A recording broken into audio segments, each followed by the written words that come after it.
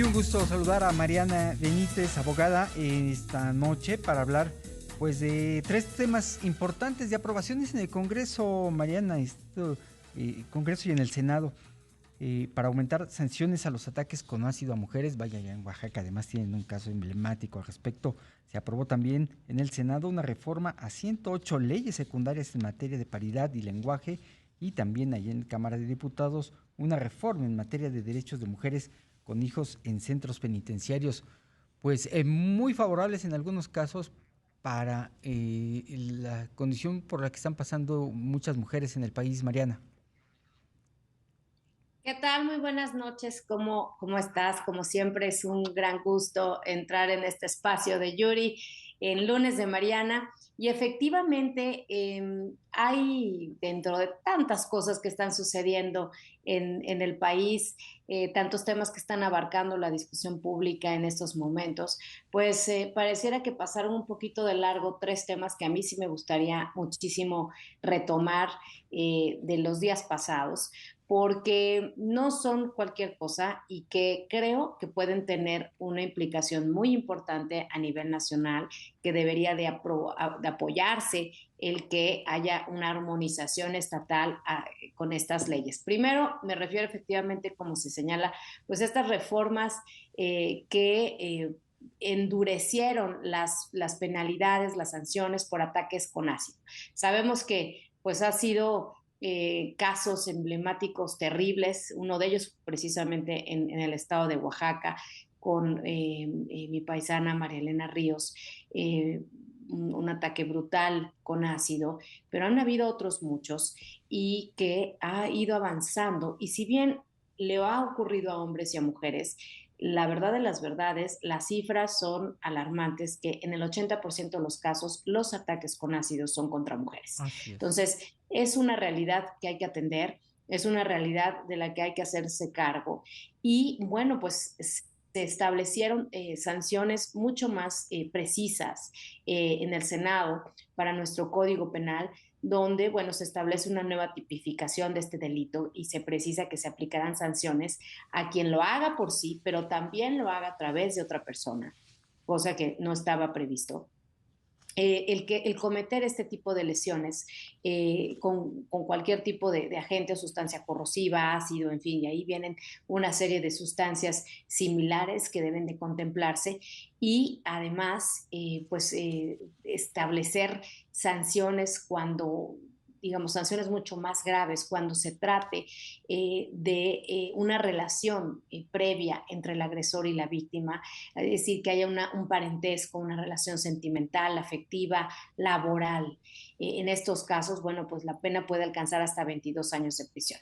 ¿Por qué es importante esto? Decía, pues porque si bien en la Ley General de Acceso a la Vida, de acceso de las mujeres a una vida libre de violencia, se reconoce la violencia física que podría cometerse con el uso de ácidos o sustancias corrosivas, ahora claramente se extiende, se establece que deben de resarcirse los daños y que no necesariamente el victimario es quien realiza la agresión. Entonces, es como completar nuestra legislación, y lo que se espera, porque a final de cuentas, pues esto a nivel federal, pues digamos, son menos los casos federales, lo que se espera es que esto sea un marco para que en los estados se homogeneice nuestra legislación con estos nuevos cambios, y bueno, pues podamos irlo regulando de mejor manera en todo el país. Por otro lado, también quisiera comentar otra importante, perdón, reforma que Uh -huh. tiene que ver con la reforma de paridad. Recordemos que en 2019, y de aquí hemos hablado en este espacio con Yuri muchas veces, de la reforma de paridad de junio del 2019, de paridad en todo. Se había atorado, había salido una reforma en la Cámara de Diputados, una reforma, más de 108 leyes, en donde, bueno, pues tenía que transformarse, que hacerse los ajustes en varias piezas legislativas de nuestro país a nivel federal, y que además pues atendiera las más de 115 iniciativas que habían presentado los grupos parlamentarios sobre esta materia. ¿Qué pasó? Que finalmente el Pleno del Senado ya aprobó por unanimidad estas reformas que, insisto, tienen que ver, David, con en materia de paridad y también el ajuste del lenguaje no sexista. Ujú.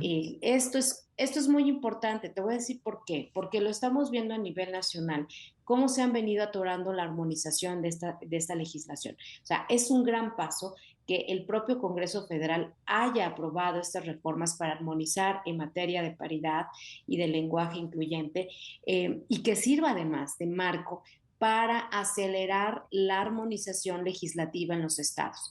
Hay muchos estados que no han iniciado la armonización.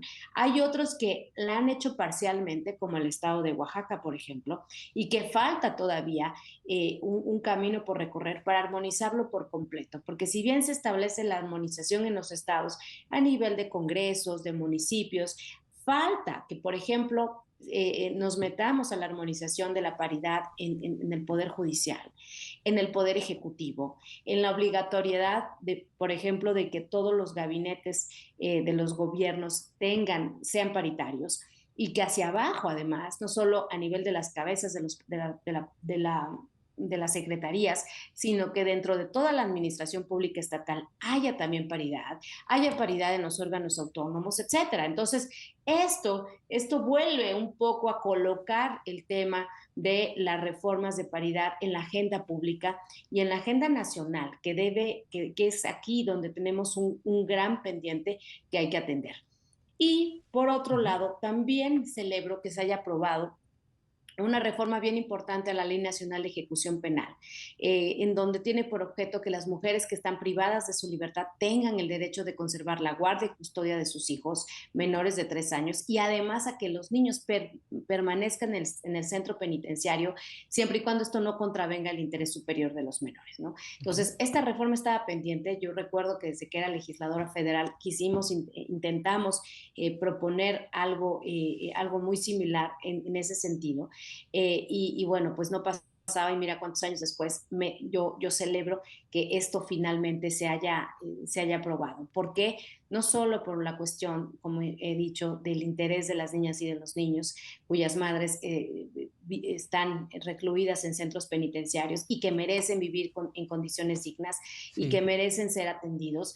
Estamos hablando de más de 500 pequeños viviendo en sobrepoblación. Así que realmente estas 3 reformas me parecen de vital importancia y que pues no queden ahí un poco olvidadas entre tanta discusión pública, sino que esto sirva para retomar y armonizar en los estados, David. Pues enhorabuena que nos dimos esas leyes. Mariana, muchas gracias. Muchísimas gracias como siempre. Muy buenas noches. Buenas noches.